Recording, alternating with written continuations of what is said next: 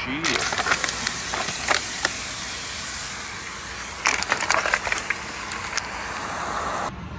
This thing caught on fire yesterday. Bro, I am so lucky. When I tell you I am lucky and I am thankful that it didn't escalate before I caught on to what was happening, because it could have been really bad. I could have easily lost this trailer yesterday, and a lot more damage could have been done to the truck. You know what I mean? As you can see, basically what happened was I just stopped to get some fuel. As you can see, I'm on the side of the road.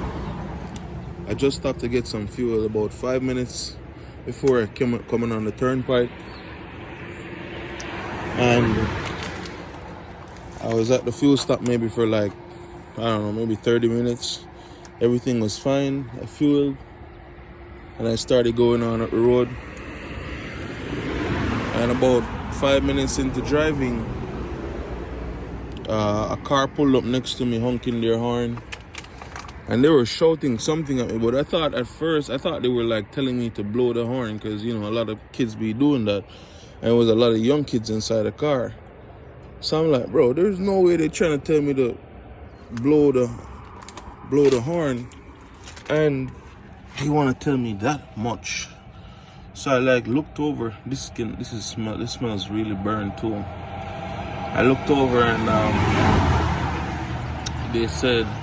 they told me I had a fire. I was like, shit. So I pulled over immediately. When I ran to the back of the trailer, there was smoke everywhere, and the fire was coming from the drum on the inside. See if I can see that. Well, I'm not gonna go up under there right now, but the fire was coming from the inside of the drum on that side. And as you can see, this outer piece, it's basically like this, but as you can see, it's a little bit different. Looks like it's broken off, and the oil basically started a fire yesterday. And let me tell you, yo, that little extinguisher that you guys have inside the truck, my advice to you is to get a bigger one, because that, when I came on the year and we used that thing yesterday, it barely did anything, and the fire was still blazing. You know what I mean? Now I had an OS&D on these bottles of water, which you guys will see in probably the next video, or maybe I'll update the clip inside of this. And I was saying that I don't even like Zephyr's water, but these same waters are what helped to save my truck, save this trailer yesterday. And funny thing, this trailer is not even mine, because this is a drive-on trailer. My reefer is in Florida getting worked on, so I'm renting the company's trailer that I'm leased onto right now. And when I called them up, they told me they've had this issue already in New Jersey, blah blah blah. And I just got a DOT inspection on this trailer like 1 week ago before I came out here. You know what I mean? So I'm just very thankful. It could have easily, if one of these tires were engulfed by the time I pulled over, then most likely I would have lost the trailer yesterday, and ain't no telling what else would have happened. You know, so I ended up disconnecting my truck. Right now I'm not connected, but I did reverse a little bit back after I got the fire under control. After I got the fire back under control, I kind of hooked up my my power cord so I could turn my lights on, my park lights, because I've been here since yesterday trying to get somebody to come out here to get it fixed. Wasn't able to find anybody, because right now I'm all the way up in Maine, and my guys at the company that I'm working, they were trying to call a bunch of people to try to come out here, and I don't know what happened. They said somebody wasn't going to come 12 o'clock last night. I waited, no one came. Then they texted me at 1 saying the guy's not going to come, they're going to come in the morning. So right now It's like 7 o'clock in the morning, and I'm still out here waiting to see what they're gonna come and do and what's gonna happen. Which reminds me, even before I leased onto this company, and this is why most times I don't go to like Loves and TA and all these places. But I'll tell you guys a little short story. Before I lease, usually when you listen to a company, they require you to get a DOT inspection on your truck. Most companies, they don't want you to go to the small shops or any shops. They just want you to go to Loves, Petro, TA, Speedco, blah, blah, blah. So I had to drive. I live in West Palm. There's no Loves or TA close by. I had to drive about an hour and a half to Fort Pierce just to go to a Speedco and to go get the inspection done. I went up there. What was the fault? My exhaust was leaking, so I had to get that replaced. And also, the guy told me there was a leak on my hub seal on my tractor. No, I know what a hub seal looks like. I know what a oil leak looks like. This is obviously an oil leak right here. No, I asked him where, because visually I can't see anything. You know what I mean? So I looked inside, didn't see anything. I looked on the outside, there's no oil leaking. So I'm like, where's it leaking oil? His response was, he has to take the wheel off for me to see where it's leaking from. So I'm like, bro, you ain't take the wheel off. So what do you mean by you got to take the wheel off for you to let me see it? Because if you ain't take the wheel off, how did you see it? Show me what you saw to tell me that it's leaking oil. Because if it's leaking oil and you're telling me it's leaking oil, there's no way I'm gonna oppose to it. You know what I mean? But I just think these guys are full of crap. Anyways, he said it's leaking oil. I decided that, okay, I'm gonna take the truck. He failed the inspection. I said I'm gonna take the truck and I'm gonna go get the exhaust repaired and stuff. So I bought the parts from Freightliner. I bought the exhaust, the whole system for the exhaust from Freightliner. I bought also they said the wheel seal was leaking. So I bought the wheel seal also. I brought it to a shop in West Palm because, like I said, I don't like these guys working on my truck. So I brought it to a shop in West Palm and I told the guy about the exhaust, and I told the guy also about the wheel seal leaking. So the guy looked at me and said to me, the wheel seal is not leaking, right? So I'm like, I know it's not leaking. That's what I told the guy. And he insisted that the wheel seal is leaking, blah, blah, blah. So the guy said to me, here's what I'll do. I'll put it on the receipt that I changed the wheel seal, but I'm not going to change the wheel seal unless you really want me to. Now, why am I going to waste money changing something that there's nothing wrong with? So he puts it on the receipt, right? He changes the exhaust. I go back to Loves. It's the same guy, right? It's Speedco. I go back to Speedco. It's the same guy, right? That's going to inspect the truck. He looks at the truck and says to me, they didn't even touch the wheel. So I say, yeah, you're right. They didn't even touch the wheel because the guy inspected it and the guy said there's nothing wrong with it. He insisted he's going to fail my truck again because the wheel seal is leaking. I said, okay, I get it. I see what this is about.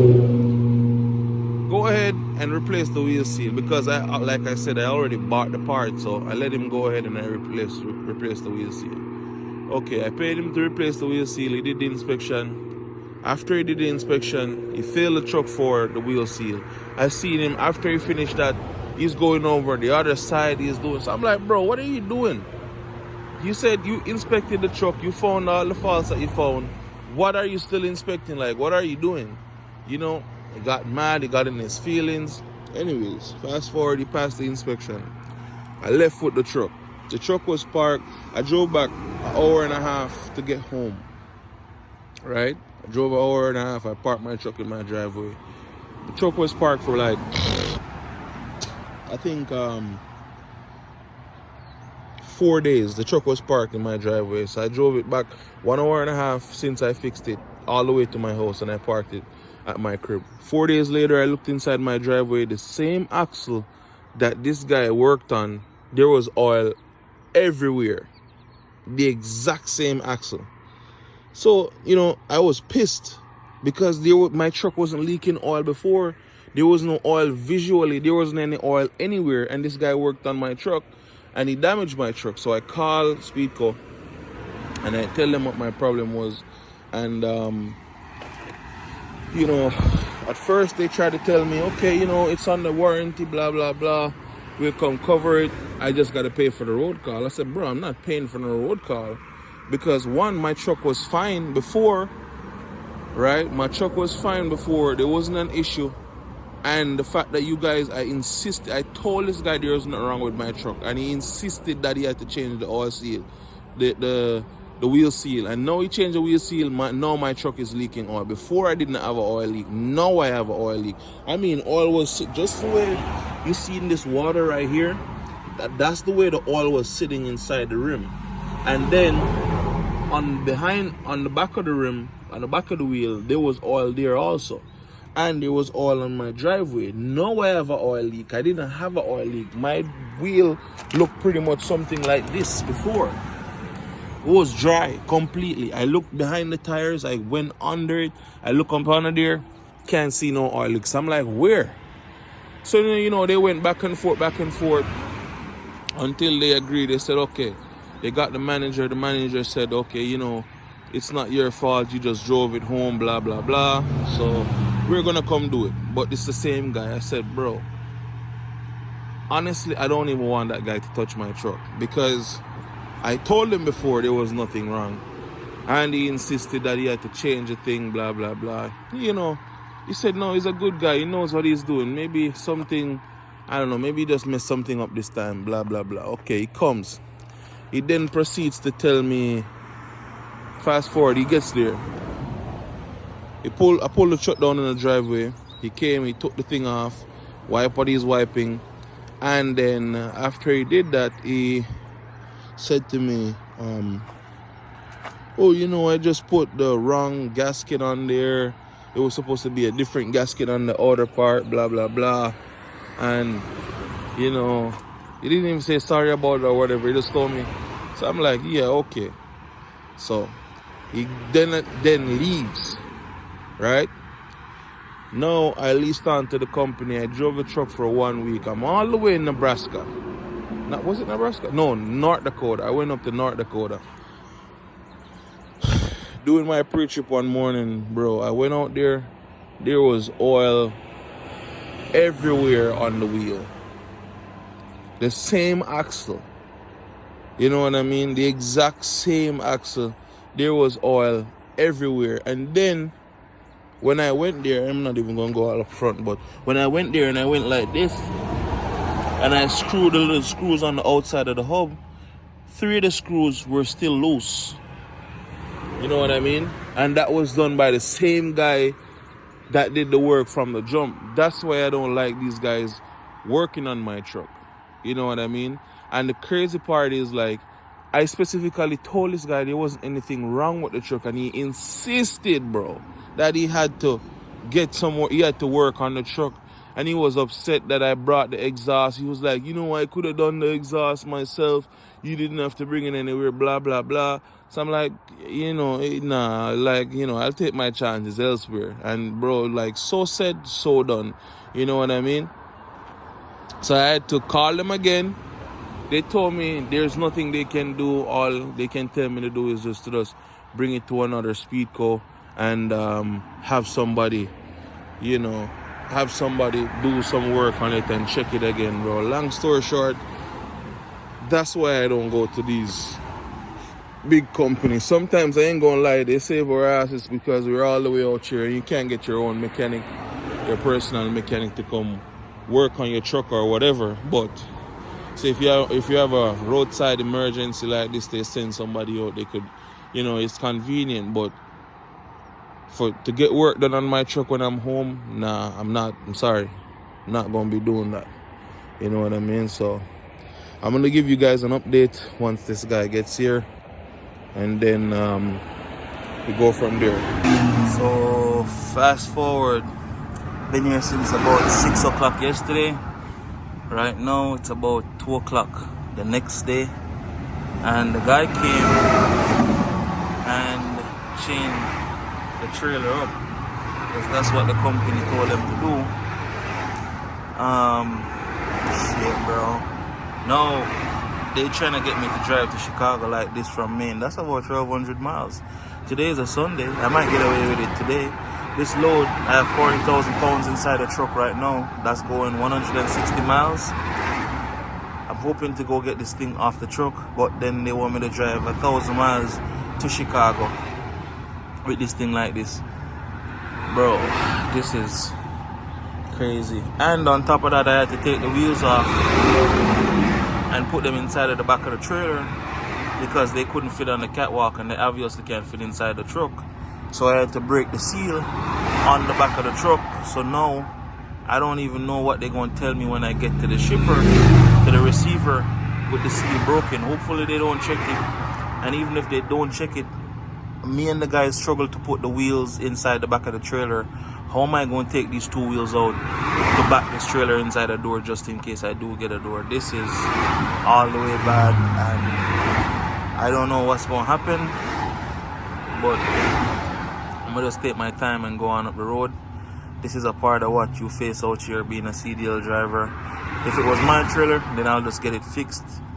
I should have just waited for mine and took my reefer, because my reefer has been parked for months and it needed some work done on it before I left Florida. But I ended up doing a power only to get out there, then renting the company's trailer, and now this is the result. I just had a DOT inspection done, annual inspection done on this trailer a week ago, and then this is the result. So I'll give you guys another update once I get to the shipper, and we'll see how the end of this thing ends up going. Look how close that is.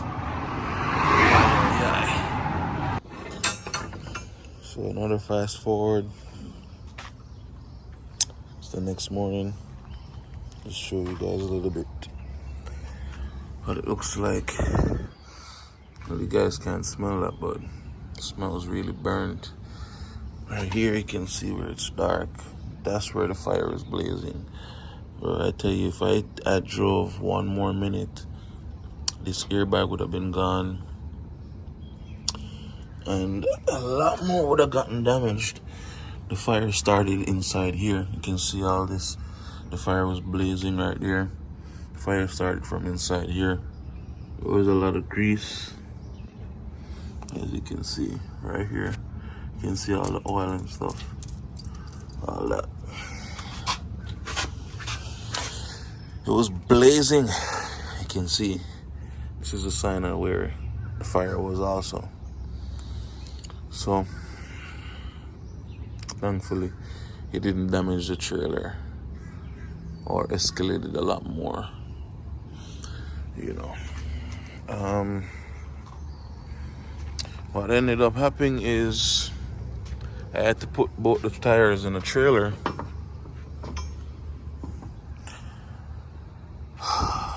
This was a task, you know, to get done. I had to put both these tires inside the trailer. No, they want me to pick up a light load and drive this truck back to Chicago just like this, bro. And I think that's crazy that they don't want to fix this thing out here. I don't know. I'm gonna just do a follow-up. Right there is where I got unloaded. Luckily, they just let me walk up on the dock. I had to break the seal to put the tires inside there. Luckily, it wasn't a place where, like, you know, they check the seal and all that stuff. So they allowed me to walk up on the dock, and I just rolled the tires out. It was a struggle just for me and the guy that took them off to put them inside the trailer.